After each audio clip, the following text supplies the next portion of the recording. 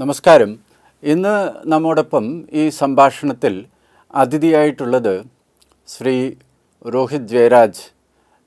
കഴിഞ്ഞ 2024 നടന്ന Indian forest service examination അഖിലേന്ത്യാ തലത്തിലുള്ള ആ പരീക്ഷയിൽ അഖിലേന്ത്യാ തലത്തിൽ തന്നെ 14ാമത്തെ റാങ്ക് കരസ്ഥമാക്കി ശ്രീ രോഹിത് ജയരാജ് കേരളത്തിൽ, പ്രത്യേകിച്ച് നാം എടുത്തു പറയേണ്ട കാര്യം, കേരളത്തിൽ 1ാമത്തെ റാങ്കുമായി, അതായത് കേരളത്തിൽ നിന്നും ഈ പരീക്ഷയിൽ പങ്കെടുത്ത് വിജയിച്ച ആൾക്കാരിൽ 1ാമനായി എത്തിയ വ്യക്തിയാണ് ശ്രീ രോഹിത് ജയരാജ്.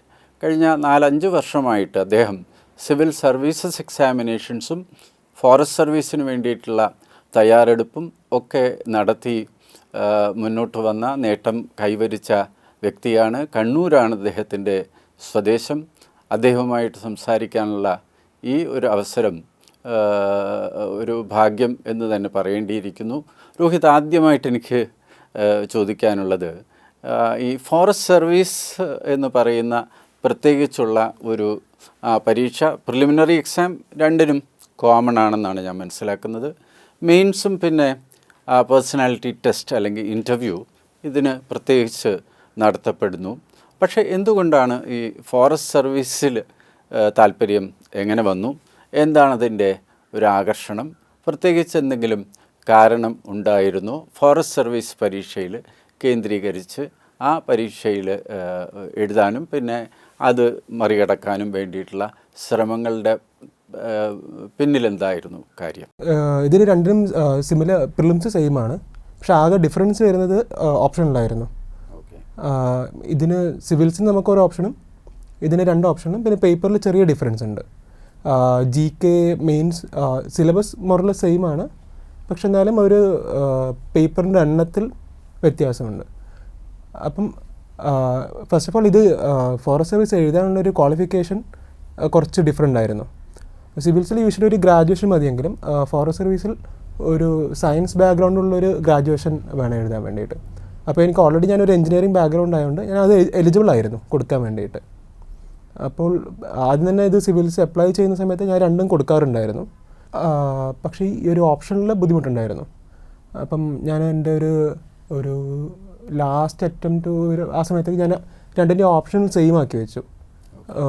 രണ്ടിനും ജിയോളജി വെച്ചു. ആ ഒരു വഴിയായിരുന്നു ഇതിലേക്കൊരു പ്രിപ്പറേഷൻ എനിക്ക് കുറച്ചൊരു ഈസിയർ ആയിട്ട് വന്നിട്ടുണ്ടായത്. ഈ ഫോറസ്റ്റ് സർവീസിലെ ഒരു സാധ്യതകൾ അല്ലെങ്കിൽ ഫോറസ്റ്റ് സർവീസ് കൊണ്ട് എന്താണ് നമുക്ക് ഫുൾഫിൽ ചെയ്യാൻ പറ്റുന്നത്? എന്ത് തരം ഒരു സാറ്റിസ്ഫാക്ഷനാണ്, ജോബ് സാറ്റിസ്ഫാക്ഷനാണ് ഫോറസ്റ്റ് സർവീസ് പ്രത്യേകിച്ച് ഓഫർ ചെയ്യുന്നത്? അല്ലെങ്കിൽ നമ്മൾ എന്താണ് അതിൽ പ്രത്യേകത, ഒരു പ്രത്യേകിച്ചുള്ള ഒരു ആകർഷണം എന്തായിരുന്നു? ഓക്കെ, ഫോറസ്റ്റ് സർവീസിൻ്റെ ഒരു ഓവറാക്കിംഗ് ആയിട്ട് നമ്മളൊരു പറയുകയാണെങ്കിൽ ഒരു ഫോറസ്റ്റ് അഡ്മിനിസ്ട്രേറ്റീവ് പാരറ്റസിലേക്കായിരുന്നു നമ്മുടെ ഇനീഷ്യലി ഇത് പോസ്റ്റിംഗ് ഉണ്ടാവുക. ഇതിൻ്റെ ഒരു ബെനിഫിറ്റ് എന്ന് പറയുന്നത് ഇപ്പം നമുക്ക് ഇപ്പോഴത്തെ ഒരു എന്താ പറയുക കാലത്ത് കാണാൻ പറ്റും. കേരളത്തിൽ തന്നെ നമുക്ക് ക്ലൈമറ്റ് ചേഞ്ചും അങ്ങനത്തെ ഒരു ഇഷ്യൂസും വൈൽഡ് ലൈഫ് കോൺഫ്ലിക്റ്റും ഇങ്ങനത്തെയൊക്കെ ഒരു ഇഷ്യൂസ് ഉണ്ടാകുന്ന സമയത്ത് നമുക്ക് ഒരു ഫോറസ്റ്റ് സർവീസിൻ്റെ ഒരു ഇമ്പോർട്ടൻസ് അവിടെ കാണാൻ പറ്റും. എനിക്ക് തോന്നുന്നു environment, preservation of forest and this as you said, എന്താണ് ഹ്യൂമൻ വൈൽഡ് ലൈഫ് കോൺഫ്ലിക്റ്റ്. അതിനോടൊപ്പം എനിക്ക് തോന്നുന്നത് ഇതിന് പ്രത്യേക ഒരു സംവിധാനം എന്ന് പറയുമ്പോൾ അവിടുത്തെ ജുഡീഷ്യൽ സംവിധാനം പോലും ഈ ഫോറസ്റ്റ് സർവീസ് ആൾക്കാരുടെ, അതിൽപ്പെട്ട ആൾക്കാരുടെ കീഴിലാണ് ഈ ഫോറസ്റ്റ് നമ്മുടെ ഏരിയയിലെ ജുഡീഷ്യൽ സംവിധാനം പോലും വരുന്നത്, അല്ലേ? ചെറിയൊരു അളവിൽ വരുന്നുണ്ട്. പിന്നെ കോർട്ട് വഴി വീട്ടിലോ അല്ലെങ്കിൽ നിങ്ങളുടെ എന്താണ് പരിസരത്തോ സിവിൽ സർവീസിൽ ജോലി ചെയ്തിരുന്ന ആരെങ്കിലും ഉണ്ടായിരുന്നോ പരിചയത്തിൽ? അല്ലെങ്കിൽ ഫോറസ്റ്റ് സർവീസിൽപ്പെട്ട ആരെങ്കിലും ഉണ്ടായിരുന്നോ? എന്താണ് ആദ്യമായിട്ടുള്ള ഒരു പ്രചോദനം എന്ന് നമുക്ക് പറയാൻ സാധിക്കുക? ബോത്ത് സിവിൽ സർവീസും ഇതും ട്രൈ ചെയ്യാനായിട്ടുള്ള ഒരു ആഗ്രഹം മനസ്സിൽ തോന്നാനായിട്ട് എന്തായിരുന്നു ആ ഒരു ഇമ്പൾസ് അല്ലെങ്കിൽ മോട്ടിവേഷൻ നമ്മൾ പറയുമല്ലോ, അതിനെക്കുറിച്ച് എന്തെങ്കിലും പറയാൻ സാധിക്കുമോ?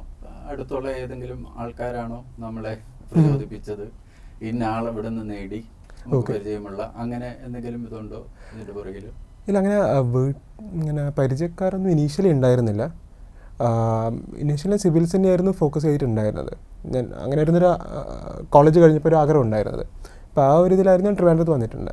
അപ്പോൾ ട്രിവാൻഡ്രത്ത് വന്നതിന് ശേഷമാണ് ഇങ്ങനെ പ്രിപ്പറേഷൻ അതിലേക്കൂടി പോകും, ഫ്രണ്ട്സിനോട് സംസാരിക്കുന്ന സമയത്താണ് ഇങ്ങനെയുള്ള ഇങ്ങനത്തെ ഒരു അവന്യൂസ് വേറെ ഉണ്ട്.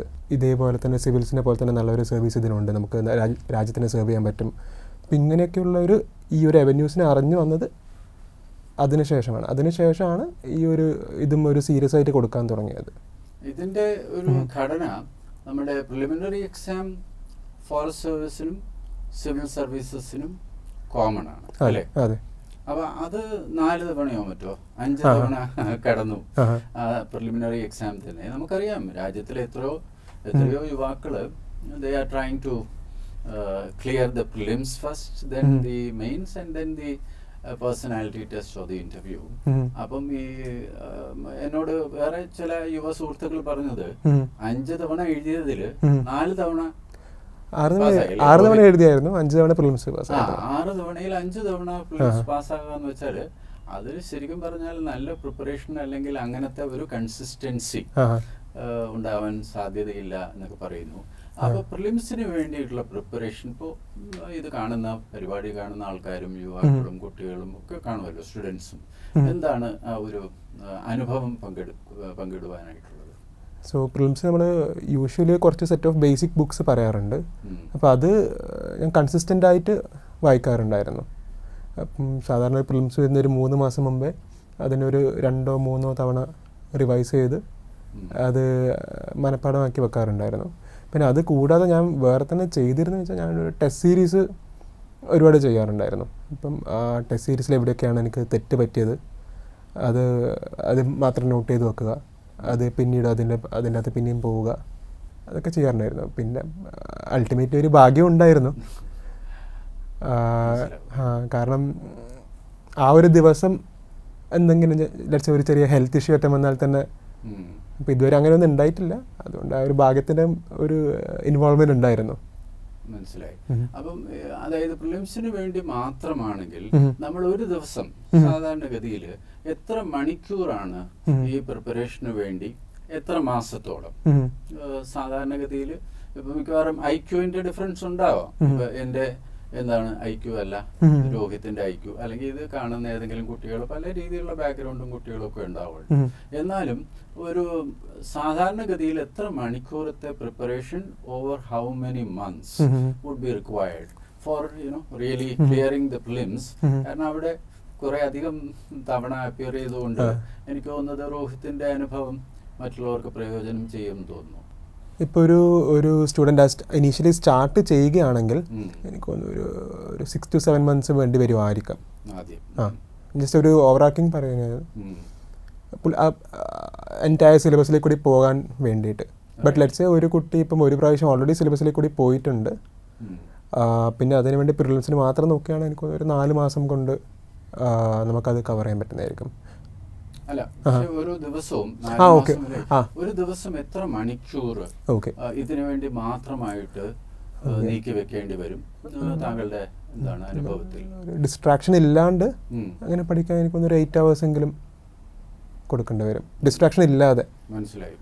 8 hours പൂർണ്ണമായിട്ടും ഇതിനു വേണ്ടി പ്രിപ്പറേഷന് വേണ്ടി മാറ്റി വെക്കേണ്ടി വരും. ശരിയാണ്. കാരണം നേരത്തെ ഇതിൽ സക്സസ്ഫുൾ ആയിട്ടുള്ള കുട്ടികളോടും സ്റ്റുഡൻസിനോടും ഒക്കെ സംസാരിക്കാനുള്ള ഒരു അവസരം എനിക്ക് ഉണ്ടായിട്ടുണ്ട്. അപ്പൊ അവരും പറയുന്നത് 7-8 മണിക്കൂർ തുടർച്ചയായി കണ്ടിന്യൂസ് ആയിട്ട് ഇതിനു വേണ്ടി നീക്കി വെക്കുക, അല്ലെങ്കിൽ ഇതിനു വേണ്ടി എക്സ്ക്ലൂസീവ് ആയിട്ട് കണ്ടിന്യൂസ് ആയിട്ട് അല്ലെങ്കിൽ എക്സ്ക്ലൂസീവ് ആയിട്ട് 7-8 മണിക്കൂർ പെർ ഡേ, ആൻഡ് അത് 5-6 മാസം അല്ലെ?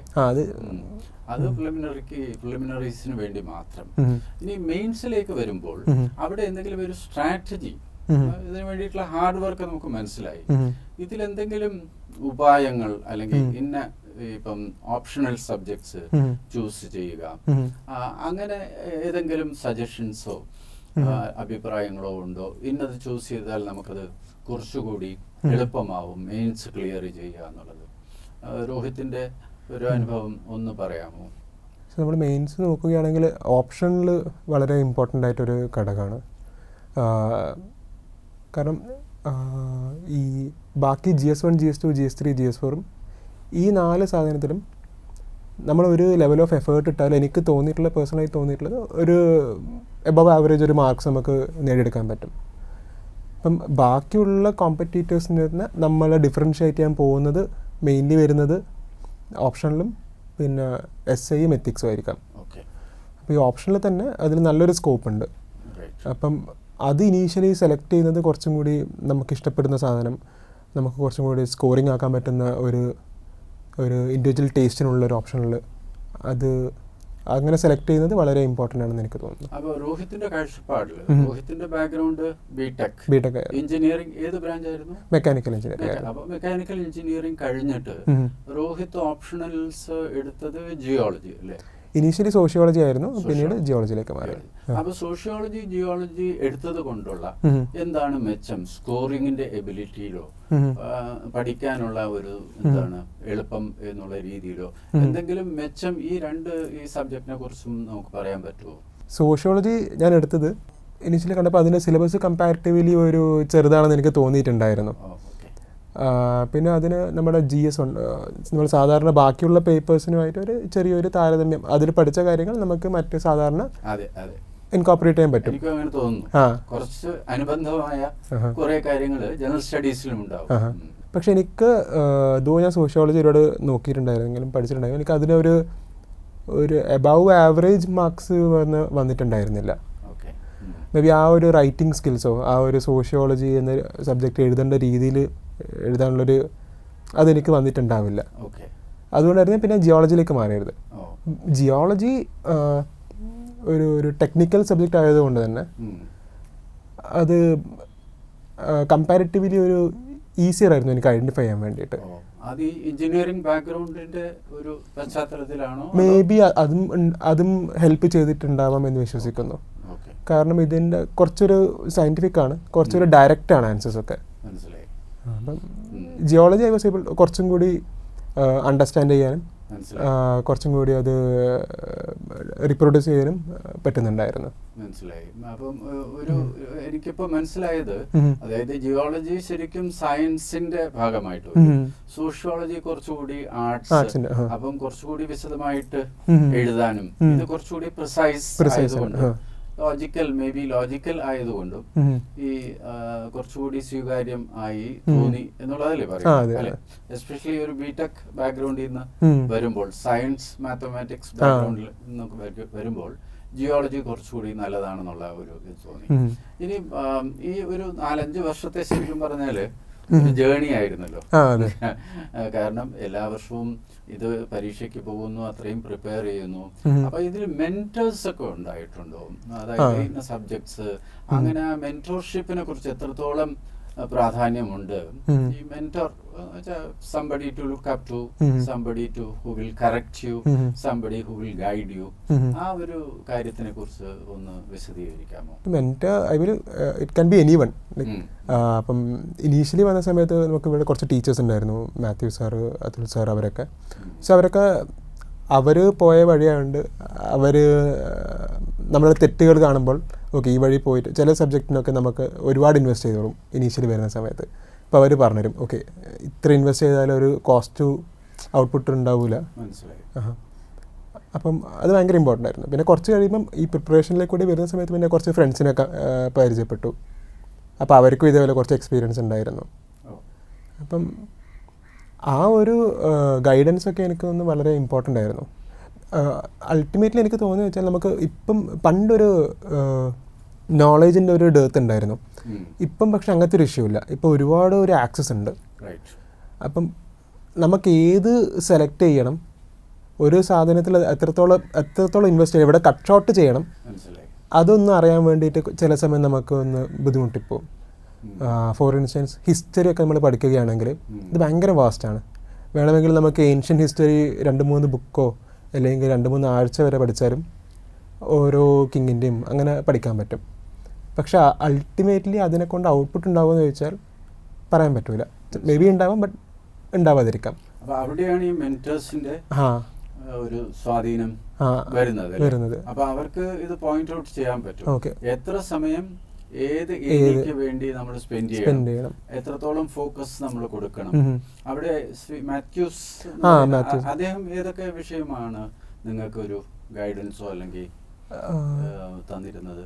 ആക്ച്വലി ഓവർ ആർക്കിംഗ് ആയിട്ട് ഇങ്ങനെ പറഞ്ഞിരുന്നായിരുന്നു. ഇങ്ങനെ ഇവിടെ ഒരു അതുൽ സാർ എന്ന് പറഞ്ഞിട്ടൊരു സാർ ഉണ്ടായിരുന്നു. ഇവിടെ പറയുമ്പോൾ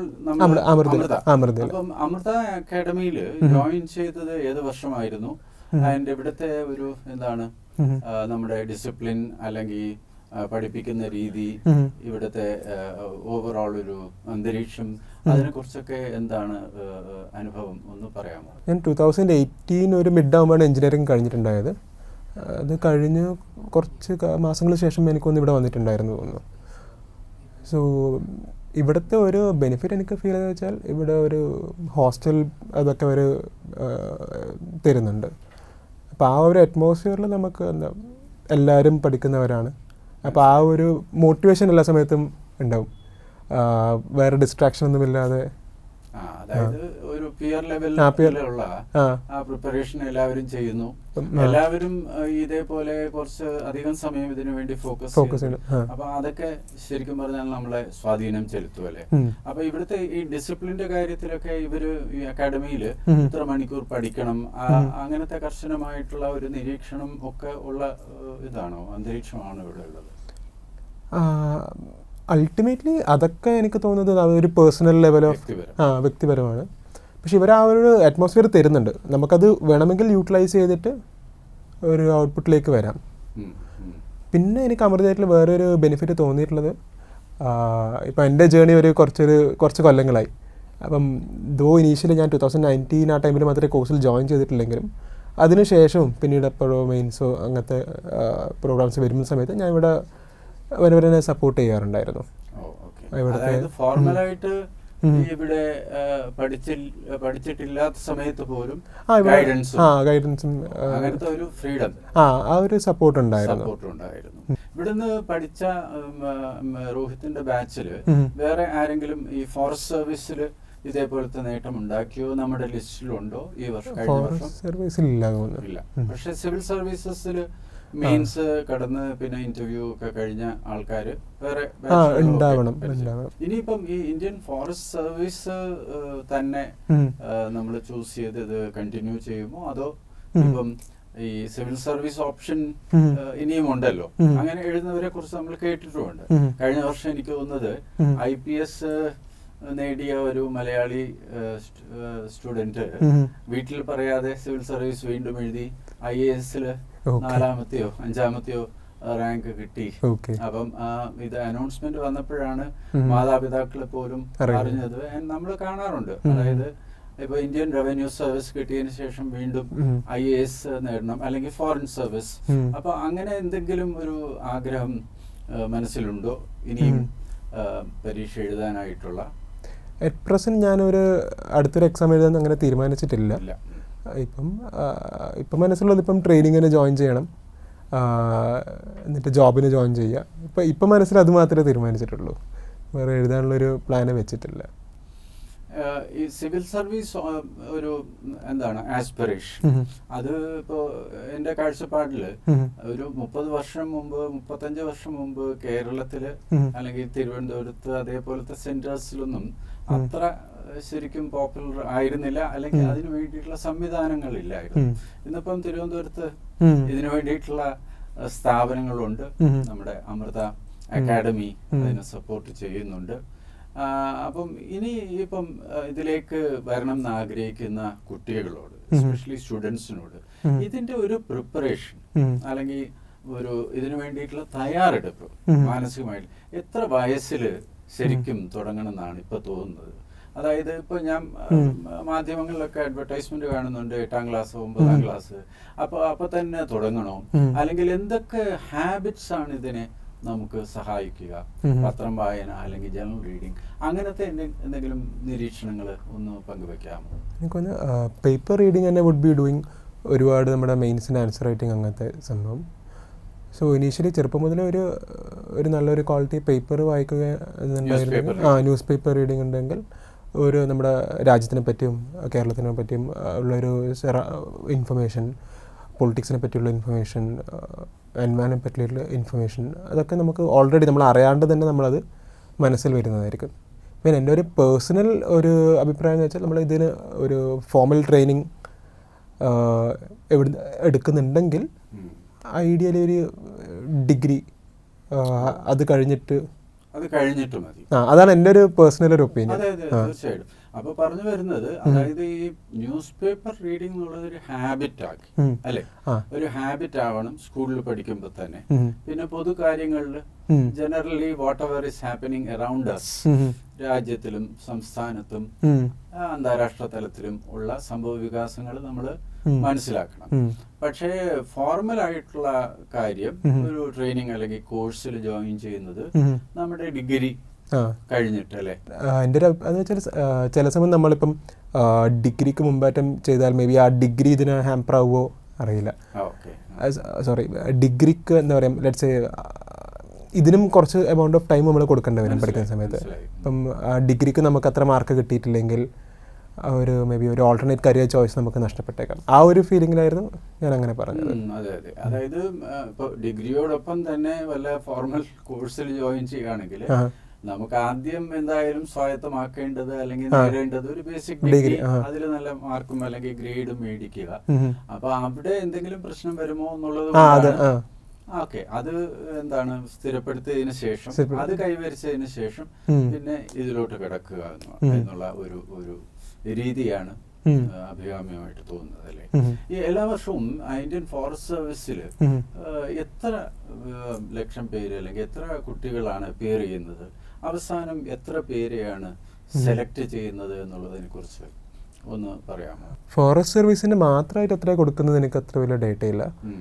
സിവിൽസിന് ഞാൻ കേട്ടത് വെച്ചിട്ട് എനിക്ക് 5 ലക്ഷം പേരായിട്ടും പ്രിലിംസിന് അപ്ലൈ ചെയ്തത്. സിവിൽ സർവീസ്, ഫോറസ്റ്റ് സർവീസിൽ അവസാനം ഇപ്പൊ സെലക്ട് ലിസ്റ്റില് ഓരോ വർഷം എത്രയാണ്? 100 ആണോ 150 ആണോ? കുറച്ച് കൊല്ലങ്ങളായിട്ട് ഒരു 150 വേക്കൻസീസ് അവർ യൂഷ്വലി കൊടുക്കാറുണ്ട്.